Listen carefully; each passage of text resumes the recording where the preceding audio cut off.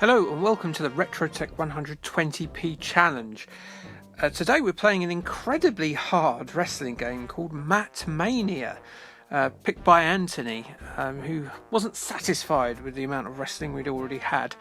This is a Technos arcade game, they who did WWF Superstars.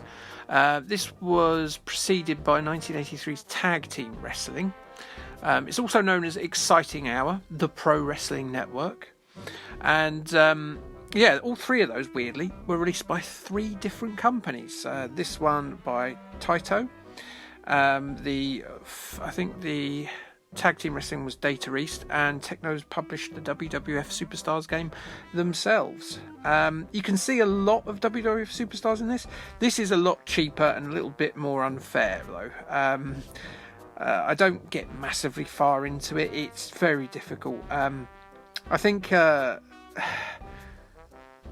don't know. It seems a bit cheap to me. Anyway, if you wanted to, you could download this for your PS5 or your Nintendo Switch. But at the time, you could get it on your Atari 7800. I'll never get the Atari consoles right. No wonder they eventually failed and caused the American games crash. It's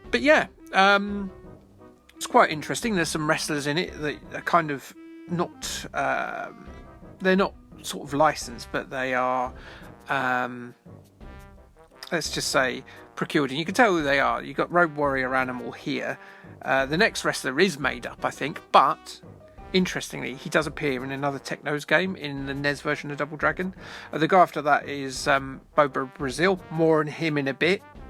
And then there's Mil Mascaris, I think, is the second to last one, and Bruiser Brody, I think, is the last one. But it's interesting. It's interesting where Superstars come from. Superstars, one of my favourite arcade games. There's a fella in the background there wearing a Union Jack shirt. I think this guy, the commentator, looks a bit like David Tennant, and I don't know why. He's like do you know what I mean? There's no features to him, but for some reason he really reminds me of David Tennant. This is the RetroTech 120p challenge. You can have as many practice goes as you want, but as soon as you press record, that is your Run Sunny Jim. Don't have multiple goes, just, plug in and start your game.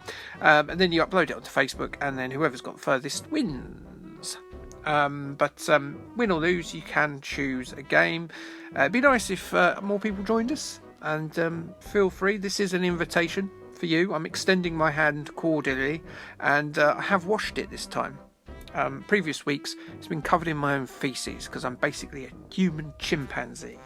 What should we do now? Should we do genital facts? And this one is dedicated to Chris Diamond, who reminded me of this last week. Not because he's done it, but it was, I think last week I'd basically done it when we did the Wrestlemania game. I ran through some pretty dodgy examples of wrestlers doing very strange things to each other and to other people. This week I'm going to talk about one subject in particular, because I should have mentioned it, because it is fascinating. It is so darkly genius, but I hope I've never met anyone that is capable of coming up with this. Back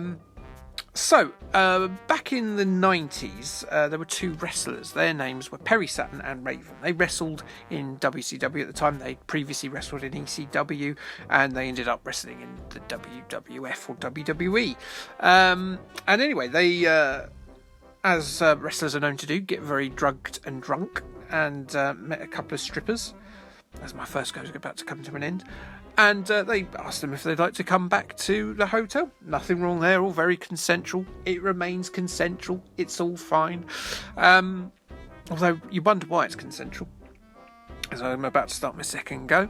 They invited them back to the hotel, and Raven came up with this idea.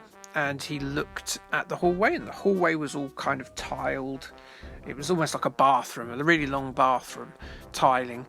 And he looked down the aisle, and he went, And he asked the young ladies if they would sit at the end of this aisle, And what he then did is that he and Perry Saturn, being incredibly muscular men, pulled the pipes, the water pipes, out of the wall, and so water sprayed absolutely everywhere. So you imagine it's almost at this point, it's like one of those slip and slides you put down for the kids in the garden. So then they also got fire extinguishers, and basically using a bit of sort of heft of Raven thrusting his partner down the aisleway, Perry Saturn, wearing a sexual aid known as a strap-on. I'm sure you've heard of them. Well, you might well have used one. It's up to you. On his head, basically, he bowled him down the hallway, with Perry Saturn also using the fire extinguisher to propel himself down the hallway, with the aim of recreating the trench run in Star Wars. That's a one shot in a million, kid. I don't actually know if they succeeded. I think the idea is enough.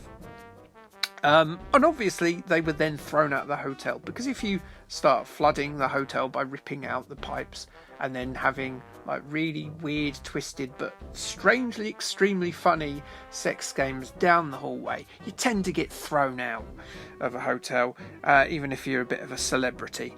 And that's exactly what happened to Perry Saturn and Raven. So yeah, I should have put that in. Thank you to Chris for reminding me. I went and looked it up and went, yeah, that is pretty funny, isn't it? But that's your genital facts of the week. I think that one can stand up on its own, misses, on the basis that it is incredibly bizarre and extremely funny. But I do kind of want to know if you did manage to succeed. I would imagine not. That would be quite a hard thing to line up, even if there were two targets. I suppose you could cheat a bit. Anyway, let's get off that subject. We are playing... we're playing whatever this game is. Mat Mania. Mat Mania. Should be about painting, shouldn't it? It's or like the name of a shop that sells painting apparel. It should basically be the arcade version of that Flintstones game. But yeah, now I come to think of it, that guy definitely is in Double Dragon, isn't he, on the NES version? Not in the arcade ones or any of the home ones, but if you've played the NES version of Double Dragon, that guy is definitely from that. The one I've got on screen here. He's the only one that's not based on a real wrestler, so that's probably why they thought they could use him in that.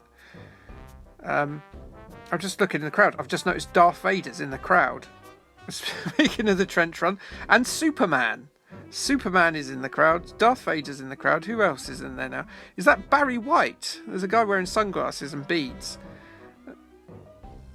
Spot the celebrity in the crowd. That's bizarre. How come I didn't notice that? That's really funny. Yeah, I suppose in the WWF Superstars you actually get Billy Lee in the crowd, don't you? So yeah. Oh well, there you go. Got some celebrities watching the wrestling action there. So yeah, this guy, Coco Savage, he's of his time, isn't he? Yeah. I mean, real wrestling wasn't opposed to doing this. Anyone who knows who Kamala is will testify that certain things that were okay in the 1980s probably wouldn't fly now, even in the super right wing era that we're sort of entering now. But yeah, just a black guy savage wrestler. There we go. Yeah, incredible. So what we've got coming up on the channel this week, my chums, my little British chums, if I want to sound like Antoine de Caunes. I think there was a Tom and Jerry film in the early 90s actually, that was really poorly viewed on by most people. There's a hippie in the crowd as well there. Yeah, they did a few different games based on that, and I reviewed them this week.